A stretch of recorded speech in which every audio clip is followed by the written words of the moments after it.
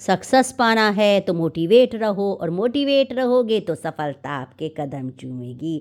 आज मकर संक्रांति है, तो मकर संक्रांति क्यों मनाते हैं, जानिए पौराणिक रहस्य।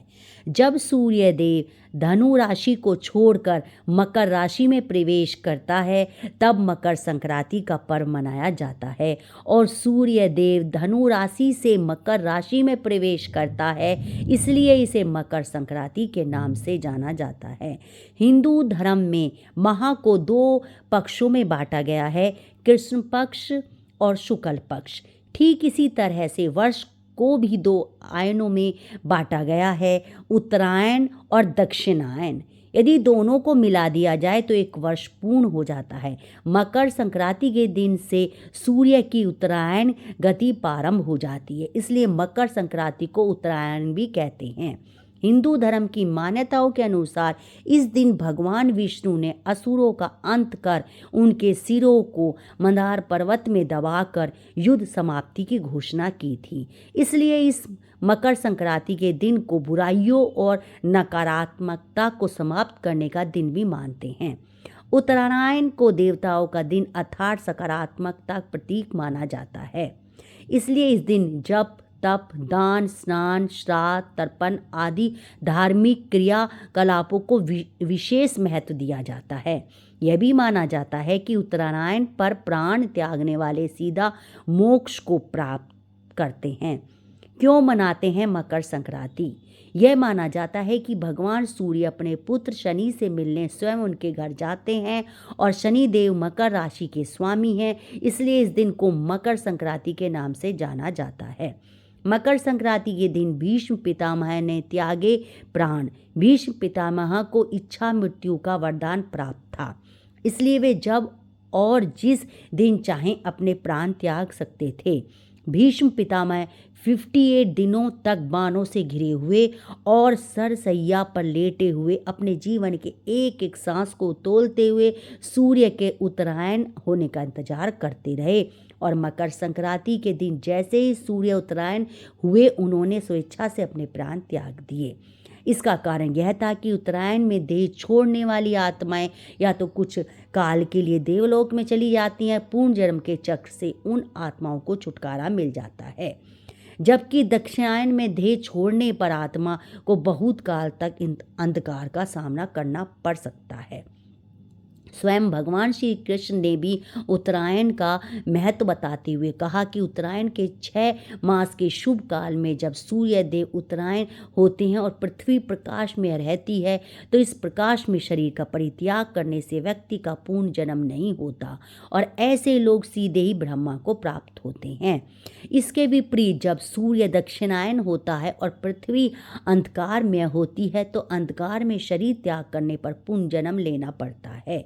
मान्यता है कि मकर संक्रांति के दिन पानी में काले तिल और गंगा जल मिलाकर स्नान करने से कुंडली के ग्रह दोष दूर होते हैं, साथ ही सूर्य देव की कृपा भी प्राप्त होती है। इस दिन पवित्र गंगा में स्नान करने से मोक्ष की प्राप्ति होती है और अक्षय फल प्राप्त होता है, साथ ही जाने अनजाने में पूर्व जन्मों के किए हुए पाप का क्षय हो जाता है।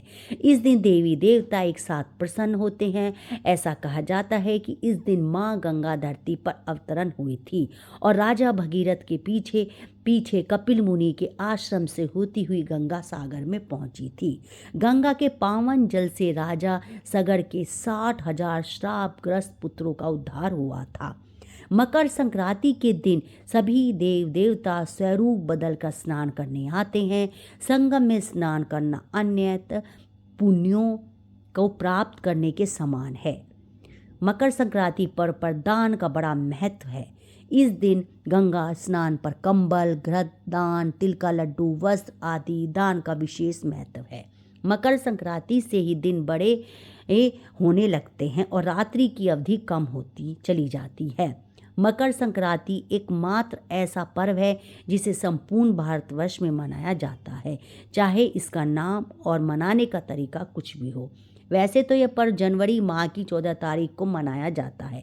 कभी कभी यह त्यौहार 12, 13 या 15 तारीख को भी मनाया जाता है, क्योंकि यह त्यौहार पूरी तरह से सूर्य के मकर राशि में प्रवेश करने के दिन मनाया जाता है और सूर्य सामान्यतः 12, 13, 14 या 15 जनवरी में से किसी एक दिन ही मकर राशि में प्रवेश करता है। इस बार भी यह पर्व 15 जनवरी को मनाया जाएगा। इस त्योहार को अलग अलग प्रांतों में अलग अलग नाम से मनाया जाता है। तमिलनाडु में पोंगल के रूप में, आंध्र प्रदेश, कर्नाटक और केरल में केवल संक्रांति के नाम से मनाया जाता है, जबकि बिहार और उत्तर प्रदेश में इस त्योहार को खिचड़ी के नाम से जाना जाता है। अनेक स्थानों पर इस त्योहार पर पतंग उड़ाने की परंपरा प्रचलित है। लोग दिन भर अपनी छतों पर पतंग उड़ाकर हर्षोल्लास के साथ इस उत्सव का आनंद लेते हैं। विशेष रूप से पतंग उड़ाने के प्रतियोगिताएं भी आयोजित की जाती हैं। पतंग उड़ाने के पीछे धार्मिक कारण यह है कि भगवान श्री राम ने भी पतंग उड़ाई थी। संक्रांति और सेहत। पौष मास की सर्दी के कारण हमारा शरीर कई तरह की बीमारियों से ग्रसित हो जाता है, जिसका हमें पता ही नहीं चलता, और इस मौसम में त्वचा भी रूखी हो जाती है। इसलिए जब सूर्य उत्तरायण होता है तब इसकी किरणें हमारे शरीर के लिए औषधि का काम करती हैं, और पतंग उड़ाते समय हमारा शरीर सीधे सूर्य की किरणों के संपर्क में आता है, जिससे अनेक शारीरिक रोग जो हम जानते भी नहीं वे स्वतः ही नष्ट हो जाते हैं। और यदि वीडियो आपको अच्छी लगे तो मेरे चैनल को लाइक करें, सब्सक्राइब करें, शेयर करें। राधे राधे, जय श्री कृष्णा।